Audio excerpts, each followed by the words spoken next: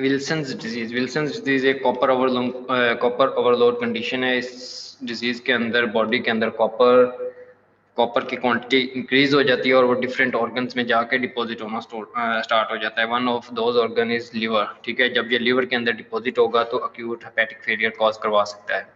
उसके अलावा शॉक का आप लोगों को पता है कि जब टिश्यू परफ्यूजन कम हो जाती है, ठीक है, तो उसकी वजह से अक्यूट हेपेटिक फेलियर हो सकता है। Idiopathic, those conditions in which we don't know what is the reason of hepatic failure.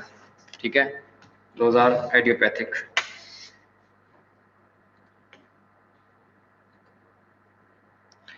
उसके बाद इसकी क्लिनिकल फीचर्स क्या होंगी अक्यूट हेपेटिक फेलियर की? हेपेटिक इंसेफेलोपैथी हो सकती है, ठीक है, सेरिब्रल एडिमा हो सकता है। हेपेटिक इंसेफेलोपैथी आपको पता है कि यूरिया को अमोनियम में कन्वर्ट करता है, ठीक है, जिस वक्त जो लिवर है वो अपना फंक्शन ठीक तरीके से नहीं कर पाएगा तो वो जो गैसेज हैं और वो जो नाइट्रोजनियस वेस्ट हैं वो जाके ब्रेन के अंदर एक्यूमुलेट होना स्टार्ट हो जाएंगे और इंसेफेलोपैथी काज करवाएंगे, ठीक है, ब्रेन की प्रॉब्लम्स क्रिएट करवाएंगे। और उसके अलावा क्या काज करवा सकते हैं? सेरिब्रल एडिमा, ठीक है, वीकनेस, नाउजिया एंड वॉमिटिंग हो सकता है। जॉन्डिस हो सकता है। जॉन्डिस किस वजह से होगा? क्योंकि लिवर के अंदर अल्फा ग्लूकोनाइल ट्रांसफरेज एंजाइम होता है जो कि बिलिरुबिन, अनकंजुगेटेड बिलिरुबिन को कंजुगेटेड बिलिरुबिन में चेंज कर रहा होता है।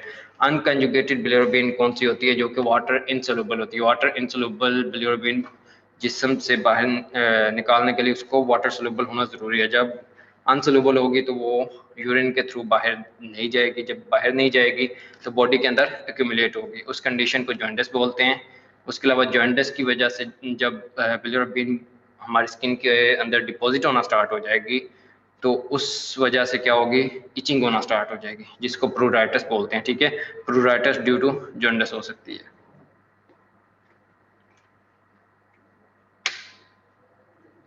इन्वेस्टिगेशंस, कौन सी इन्वेस्टिगेशंस करेंगे इसको डिटेक्ट करने के लिए कि अक्यूट लिवर फेलियर हो गया है? लिवर फंक्शन टेस्ट, जिसको LFTs के नाम से जानते हैं, ठीक है, लिवर फंक्शन टेस्ट देखेंगे, वो डिरेंज होंगे, ठीक है।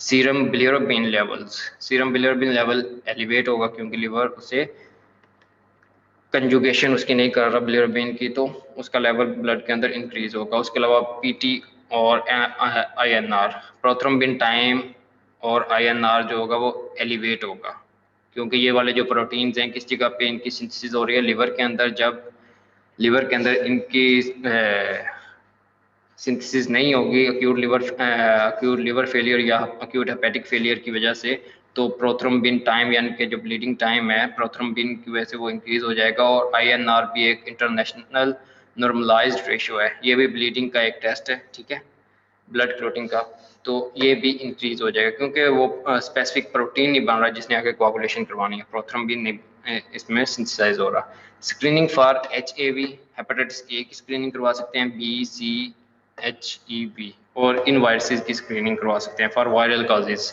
Of hepatic failure. Ceruloplasmin level, this is the protein which bind to the copper in the blood, यानी कि ये कॉपर के साथ बाइंड होकर उसे एक जगह से दूसरी जगह ट्रांसफर करता है। इसमें हम सेरोलोप्लाज्मिन के लेवल चेक करेंगे, serum and urinary copper excretion जो होती है उसको चेक करेंगे, सीरम के अंदर कॉपर कितनी मिकदार है उसको चेक करेंगे फॉर विल्सन्स डिजीज, ठीक है। विल्सन्स डिजीज कौन सी है? Copper overload condition. सेरोलोप्लाज्मिन का लेवल कम होगा क्योंकि सारी की सारी सेरोलोप्लाज्मिन किस जगह पे होगी? उसने कॉपर को बाइंड किया हुआ होगा। फ्री सेरोलोप्लाज्मिन का लेवल कम होगा, सीरम के अंदर कॉपर का लेवल इंक्रीज होगा, यूरिनरी कॉपर एक्सक्रीशन भी इंक्रीज होगी क्योंकि इस बीमारी में होता है कि कॉपर ओवरलोड हो जाता है। ऑटोइम्यून प्रोफाइल चेक करेंगे, बॉडी के अंदर कोई ऑटो एंटीबॉडीज अगर बनी हुई हैं, ठीक है, उनको हम चेक करेंगे, सीरोलॉजी चेक करेंगे। अल्ट्रासाउंड एब्डोमेन, उसके अलावा एब्डोमेन का अल्ट्रासाउंड करेंगे, ठीक है। हेपेटिक फेलियर होगा तो अल्ट्रासाउंड में हमें क्या मिल सकता है?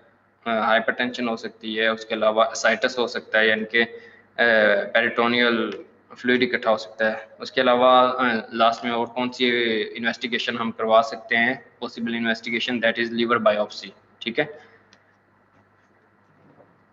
These are the investigations which we will do to investigate acute hepatic failure or acute liver failure. अब इसकी मैनेजमेंट कैसे करेंगे? एडमिशन इन HDU और ICU, HDU high dependency unit, ठीक है, हम पेशेंट को हाई डिपेंडेंसी यूनिट में एडमिट करेंगे या intensive care unit ICU intensive care unit के अंदर एडमिट करके उसकी मैनेजमेंट स्टार्ट करेंगे, ठीक है। सपोर्टिव ट्रीटमेंट देंगे, ivy fluids, anti emetics, prophylactic antibiotics, ये वाला सपोर्टिव ट्रीटमेंट है। आईवी फ्लूइड्स दे रहे हैं अगर फ्लूइड लॉस हो रहा है। फ्लूइड लॉस क्यों होगा? प्रोटीन सिंथेसिस नहीं हो रही, प्रोटीन कम होने की वजह से प्लाज्मा ऑनकोटिक प्रेशर कम होगा, प्लाज्मा ऑनकोटिक प्रेशर कम होने की वजह से जीएफआर इंक्रीज हो जाएगा, जीएफआर इंक्रीज होगा तो यूरिन के थ्रू जो बॉडी के अंदर फ्लूइड है वो ज़्यादा एक्सक्रीट होगा, और उसके अलावा असाइटिस की वजह से बॉडी के अंदर फ्लूइड की कमी हो सकती है, इसलिए आईवी फ्लूइड्स देंगे, ठीक है।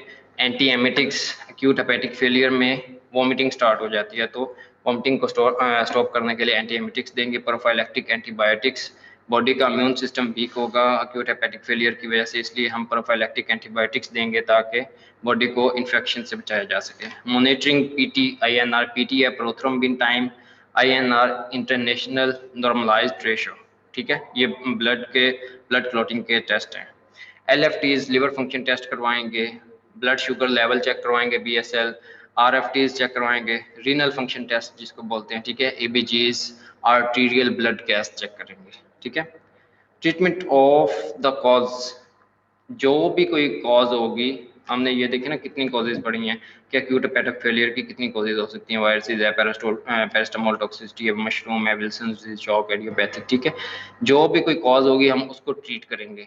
Example N acetyl cysteine in case of paracetamol poisoning, अगर पैरास्टामोल पॉइजनिंग होगी तो उसमें एन एसिटाइल सिस्टीन की वजह से पॉइजनिंग हो रही है, जो इसका केमिकल है, ठीक है। इस केमिकल की वजह से अगर पॉइजनिंग हो रही है तो हम इसका एंटीडोट यूज करेंगे। अगर वायरसेस की वजह से हो रही है तो हम वायरस का जो भी कोई अमीनोग्लोबुलिन वगैरह हैं वो यूज़ करेंगे, ठीक है। अगर कॉपर ओवरलोड की वजह से प्रॉब्लम हो रही है विल्सन डिजीज़ की वजह से तो हम उसके चिलेटिंग एजेंट यूज़ करेंगे, अकॉर्डिंगली हम ट्रीट करेंगे, यानी कि जो भी कॉज होगी उसके अकॉर्डिंगली हम उसका ट्रीटमेंट स्टार्ट कर देंगे। उसके अलावा साथ में हमने कौन सा ट्रीटमेंट देना होता है? Supportive treatment. Liver transplant is the last option, यानी कि जब ये सारी चीज़ें फेल हो जाएंगी लास्ट ऑप्शन हमारे पास क्या बच जाएगा? Liver transplant. उसके बाद बात करते हैं वायरल हेपेटाइटिस। हेपेटाइटिस का मतलब होता है inflammation of the liver, viral because of virus, ठीक है। अगर लिवर की इन्फ्लेमेशन, लिवर सेल्स की इन्फ्लेमेशन हो जाए because of virus, that is viral hepatitis. Causative organisms, कौन कौन से ऑर्गेनिजम्स वायरसेस हैं जो कि हेपेटाइटिस कॉज करवा सकते हैं? Hepatitis viruses, hepatitis A virus, B virus, C virus, hepatitis D virus and hepatitis E virus. These are the hepatitis viruses which can cause inflammation of the liver, ठीक है। उसके अलावा कौन से वायरसेस हैं? Cytomegalo virus, Epstein Barr virus and yellow fever, ठीक है। Yellow fever is caused by an arbo virus. Yellow fever एक आर्बो वायरस है, ठीक है। ये एक स्पेसिफिक वायरस है जिसकी वजह से येलो फीवर होता है। ये भी हेपेटाइटिस काज करवा सकता है। मोस्ट कॉमनली किन वायरसेस की वजह से होगा? ये वाले जो हेपेटाइटिस के वायरसेस हैं इनकी वजह से होगा। सबसे पहले हम डिस्कस करते हैं हेपेटाइटिस ए वायरस के बारे में। आरएनए वायरस है, ठीक है। Transmission through faeces and saliva, यानी कि फिको ओरल रूट के थ्रू ये ट्रांसमिट होगा। फिको ओरल रूट के थ्रू एक पर्सन से दूसरे पर्सन में जाएगा। इन्वेस्टिगेशंस में इसमें क्या कर सकते हैं? LFTs, anti H A V I G M antibodies. इसमें L F Ts severely deranged होती हैं, ठीक है। एल एफ टीज बहुत ज़्यादा बड़ी होती हैं। उसके अलावा anti H A V anti hepatitis A virus I G M antibodies हम चेक कर देंगे, ठीक है। इनिशियल इन्फेक्शन में आई जी एम एंटीबॉडीज आते हैं। जब भी कोई सिम्टम्स आना स्टार्ट होंगी तो anti H A V I G M antibodies check करेंगे तो उससे मैं कंफर्म हो जाएगा कि ये किसकी वजह से प्रॉब्लम हो रही है, हेपेटाइटिस ए वायरस की वजह से। मैनेजमेंट इसमें क्या करते हैं? कंजर्वेटिव मैनेजमेंट करते हैं, ठीक है। कंजर्वेटिवली उसे ट्रीट करेंगे। प्रिवेंशन, यानी कि इसमें हमने देखना है कि अगर वॉमिटिंग हो रही है तो वॉमिटिंग के लिए एंटी एमेटिक देंगे। अगर फीवर हो रहा है तो फीवर की वजह से हमने एंटीपायरेटिक देनी है। वॉमिटिंग और डायरिया की वजह से जो फ्लूइड लॉस हो रहा है उस फ्लूइड लॉस को कवर करने के लिए हमने कंजर्वेटिव मैनेजमेंट में क्या करना है? आईवी फ्लूइड्स देने हैं, ठीक है। उसके अलावा जो इसका ट्रीटमेंट के लिए यूज़ की जा सकती हैं, for example glucose D use करते हैं वो देंगे, ठीक है। उसके अलावा हैपामर्स यूज़ करते हैं, वो दे देंगे। प्रिवेंशन इसके कैसे बचा जा सकता है, यानी कि बीमारी होने से पहले इसको कैसे कोई इंसान इससे बच सकता है। एक्टिव इम्यूनाइजेशन, ठीक है, जिसमें हम क्या करेंगे कि स्पेसिफिक एंटीजन बॉडी के अंदर एंटर करेंगे, हमारी बॉडी उनके अगेंस्ट एंटीबॉडीज तैयार कर देगी। जब एंटीबॉडीज प्रिपेयर हो जाएंगी तो जब भी ये वायरस हमारे बॉडी के अंदर एंटर होगा तो उसके अगेंस्ट ये एंटीबॉडीज एक्टिवेट होकर उसको डिस्ट्रॉय कर देंगी। पोस्ट एक्सपोजर प्रोफाइलैक्सिस, यानी कि एक्सपोजर के बाद कौन सा प्रोफाइलैक्सिस किया जा सकता है, यानी कि एक्सपोज हो गए लेकिन अभी तक हेपेटाइटिस नहीं हुआ, तो उस कंडीशन में कैसे बचा जा सकता है। इम्यून सीरम ग्लोबुलिन्स, ये एक इम्यून सीरम होता है, इसमें प्री फॉर्म्ड एंटीबॉडीज होती हैं, यानी कि एंटीबॉडीज ली जाती हैं सीरम से और उनको जो इन्फेक्टेड इंडिविजुअल है पोस्ट एक्सपोजर के बाद उसमें इंजेक्ट कर दी जाती हैं, ठीक है। कॉम्प्लिकेशंस इसकी क्या हो सकती हैं। एक्यूट लिवर फेलियर काज करवा सकता है, दैट इज़ वेरी रेयर, लेकिन कॉज करवा सकता है एक्यूट लिवर फेलियर, ठीक है। चांसेस ऑफ क्रोनिसिटी, हो सकता है क्रोनिक लेकिन यूजुअली नहीं होता, ठीक है।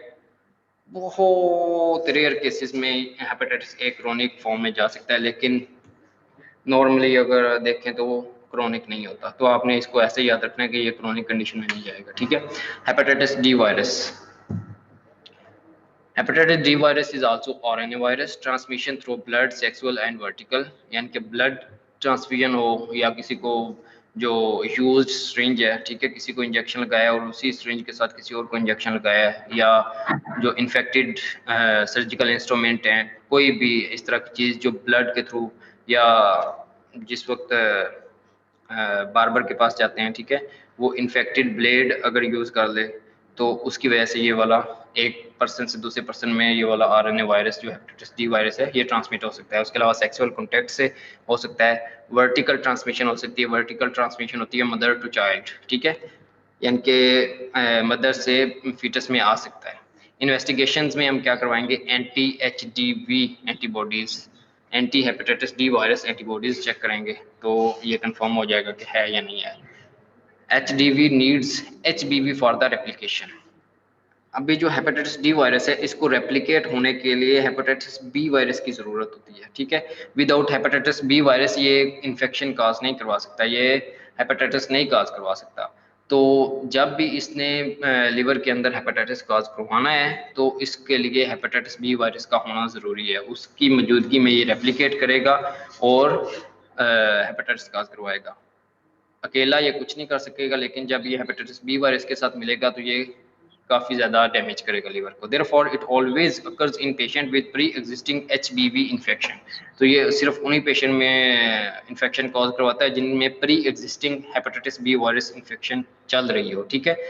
जो लोग पहले से हेपेटाइटिस बी वायरस का शिकार होते हैं उन लोगों में ये इन्फेक्शन कॉज करवाएगा। प्रिवेंशन, इसको कैसे प्रिवेंट किया जा सकता है। HBV vaccine also prevent against HDV vaccine.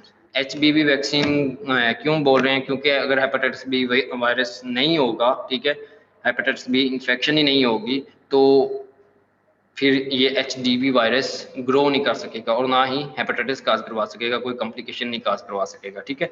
तो इसलिए हेपेटाइटिस बी वायरस से बचने के लिए जो वैक्सीन है वो यूज़ की जाती है। मैनेजमेंट इसकी क्या है, ट्रीटमेंट ऑफ HBV वायरस, जो हेपेटाइटिस बी वायरस है उसको ट्रीट करना है, ठीक है। Chances of chronicity, yes it can be chronic, hepatitis B virus भी क्रोनिक है, सी वायरस भी क्रोनिक है और डी वायरस भी क्रोनिक है, BCD ये तीनों क्रोनिक है।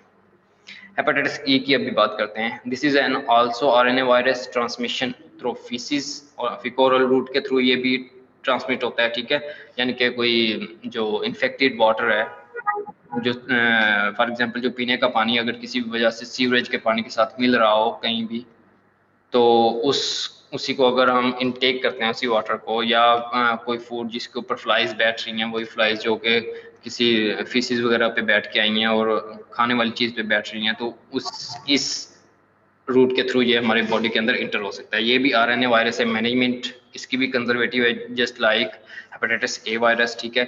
जो भी सिम्टम्स होंगे उसको ट्रीट करेंगे और साथ में हेपामर्स वगैरह देंगे। कॉम्प्लिकेशंस इसकी क्या हो सकती हैं, एक्यूट लिवर फेलियर कॉज करवा सकता है, ठीक है। हेपेटाइटिस ए वायरस और hepatitis E virus, these are the two viruses which can cause acute liver failure. Remember, ठीक है, associated with high mortality during pregnancy. और हेपेटाइटिस ई की आप लोगों ने बात याद रखनी है, सारी अलामत सेम दी हूँ लेकिन साथ में प्रेग्नेंट लेडी का नाम लिया हो, तो उनमें जो मोस्ट कॉमन वायरस है जो कि इन्फेक्शन काज करवाता है, हेपेटाइटिस काज करवाता है, that is hepatitis E virus, ठीक है। प्रेग्नेंट लेडी के अंदर मोस्ट कॉमन काज जो हेपेटाइटिस की है वो कौन सी है, hepatitis E virus, that will cause acute hepatitis in pregnant ladies। chronic chances of chronicity no, usually ये क्रोनिक इन्फेक्शन कॉज नहीं करवाता।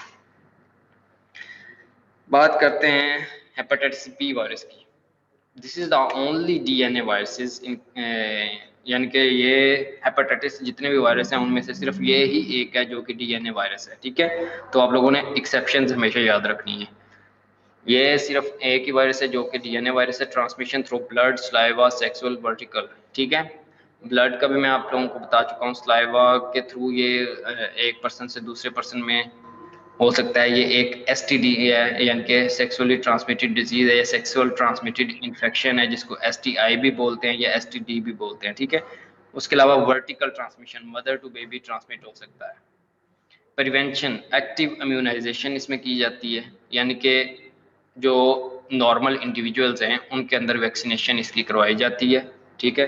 जब वैक्सीनेशन हुई होगी तो काफ़ी हद तक उनकी प्रिवेंशन हो जाती है, लेकिन वैक्सीन इज अवेलेबल, ठीक है। इन्वेस्टिगेशंस में इसकी क्या करेंगे, serology, acute infection HBS antigen positive. Acute infection में हेपेटाइटिस बी वायरस, एस से होता है सरफेस एंटीजन, एस से सरफेस, AG से एंटीजन, ठीक है। Hepatitis B virus surface antigen positive, acute infection की बात कर रहा हूँ, माइंड इट, ठीक है। उसके बाद क्या है, anti-HBC, anti hepatitis B virus core antibodies, जो कि IgM है। एक्यूट इन्फेक्शन में हमेशा IgM इंक्रीज होगी, दैट विल बी पॉजिटिव, ठीक है। एक्यूट इन्फेक्शन में HBS एंटीजन पॉजिटिव होगा, उसके अलावा HBC IgM पॉजिटिव होगा। प्रीवियस इन्फेक्शन, जो इन्फेक्शन पहले हो चुकी है लेकिन अब ठीक हो गई है, उसमें anti-HBS पॉजिटिव होगा, यानी कि antibodies against surface antigen will be positive, antibodies against core antigen will also be positive. C से कोर है, S से सरफेस है, ठीक है। ये previous infection, that means this person is already cured, लेकिन अभी इसके ब्लड के अंदर हमें क्या मिल रहा है, सिर्फ एंटीबॉडीज मिल रही हैं, किसके अगेंस्ट, सरफेस एंटीजन के अगेंस्ट और कोर एंटीजन के अगेंस्ट। प्रीवियस इम्यूनाइजेशन, अगर किसी पर्सन को वैक्सीनेशन हुई हो, ठीक है, तो उसके अंदर हमें कौन सी एंटीबॉडी मिलेगी, anti-HBS पॉजिटिव, यानी कि अपना माइक म्यूट रखें। Anti hepatitis B virus surface antigen जो है वो पॉजिटिव होगा, यानी कि इसके अगेंस्ट जो एंटीबॉडीज हैं वो बनेगी, ठीक है। तो इससे हमें क्या पता चलता है कि वैक्सीन में हम कौन सा एंटीजन पर्सन के अंदर इंजेक्ट करते हैं, सरफेस एंटीजन। तो सरफेस एंटीजन के अगेंस्ट हमारी बॉडी जो है वो एंटीबॉडीज प्रिपेयर कर देती है। क्रोनिक इन्फेक्शन में कौन सी चीज़ें हमको मिलेंगी, HBS एंटीजन पॉजिटिव होगा, anti-HBC IgG पॉजिटिव। एक्यूट और क्रोनिक की आप लोगों ने ये डिफरेंस याद रखना है, ये चीज़ दोनों में सेम होगी, ठीक है। लेकिन डिफरेंस किसका है, anti-HBC IgM, एक्यूट में IgM मिलेगी, ठीक है, लेकिन क्रोनिक में आप लोगों को मिलेगी IgG। तो आप किस तरह डिफ्रेंशिएट कर सकते हैं कि ये पेशेंट क्रोनिक है और ये पेशेंट acutely infected है with hepatitis B virus, on the basis of anti-HBC IgG और IgM, ठीक है। Polymerase chain reaction PCR check कर सकते हैं HBV DNA वायरल लोड को चेक करने के लिए कि जिस्म के अंदर कितना वायरल लोड है। मैनेजमेंट इसकी कैसे करेंगे, एक्यूट हेपेटाइटिस कंजर्वेटिव ट्रीटमेंट इसकी करेंगे, ठीक है। कंजर्वेटिव ट्रीटमेंट आप लोगों को समझ है ना कि क्या चीज़ है।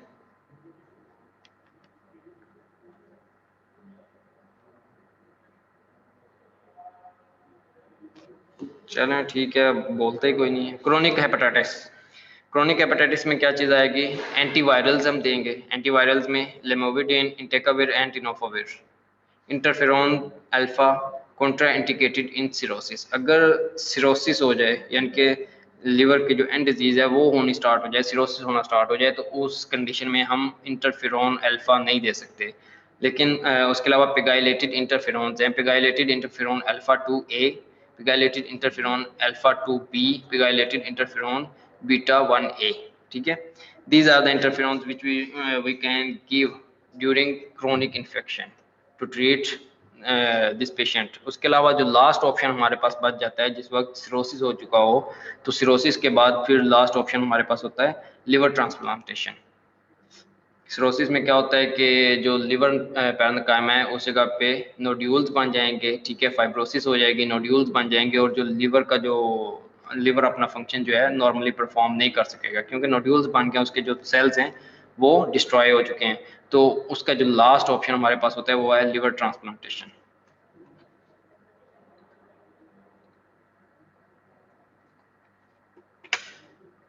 कॉम्प्लिकेशंस इसकी कौन कौन सी हो सकती हैं? क्रोनिक लिवर डिजीज हो सकती है, उसके अलावा हेपेटोसेलुलर कार्सिनोमा हो सकता है, ठीक है। Complications of hepatitis B virus, chronic liver disease and hepatocellular carcinoma, cirrhosis of the liver भी हो सकता है, ठीक है। cirrhosis इस जगह पे भी हमने पढ़ लिया है, ठीक है। cirrhosis of the liver भी कॉज करवा सकता है। लास्ट में हमारे पास हेपेटाइटिस सी वायरस।